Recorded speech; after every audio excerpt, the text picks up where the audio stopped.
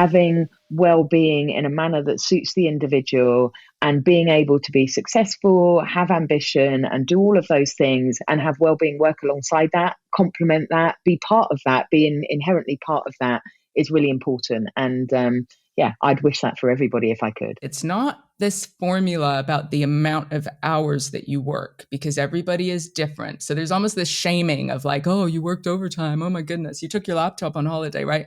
And this is, I guess, what we want to focus on in the Disrupting Wellbeing podcast, is to just real talk and not be as politically correct, and just think everybody is different and needs different things. But that element of success actually can coexist, right? There are Agreed. small things that we can do. And for me, disrupting well-being is also about the influences that I see affecting people.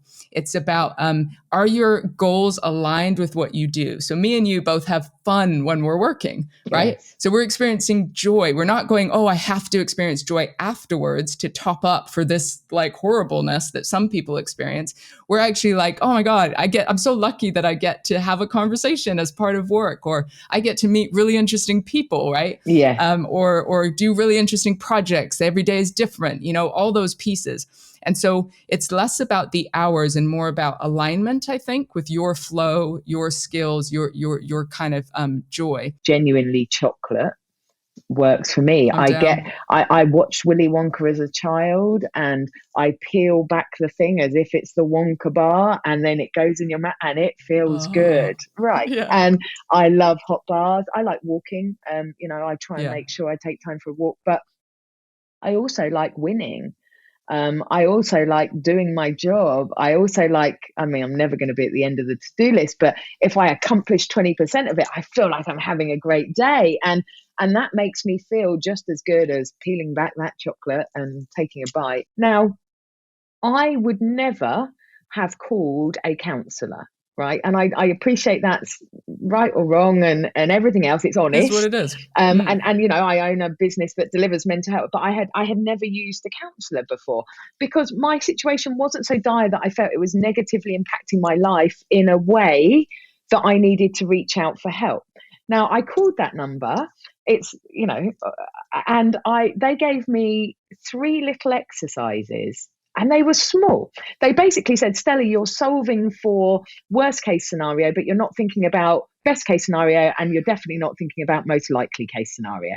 And then they gave me a little exercise to look out the window and do something. Do you know what? The mask came off within a week. Now, I'm sure counselling isn't like that in general. But what I thought was nice about that is my situation wasn't dire.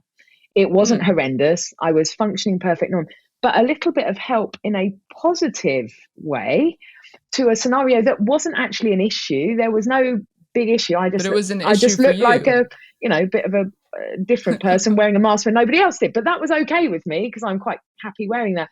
But what I guess my point on it is that in a backdrop of a mental health crisis, I probably didn't feel that it was valid for me to reach out, because my problem wasn't that bad. And I think that alongside there being a crisis, if there is a crisis and there are giant waiting lists and it is expensive to find help in a lot of ways, then if there is a way that you can actually bring that into the resilience building, tackling a problem before it gets to crisis point, that would be amazing. So I love podcasting mostly because I love the ability to have deep conversations with people.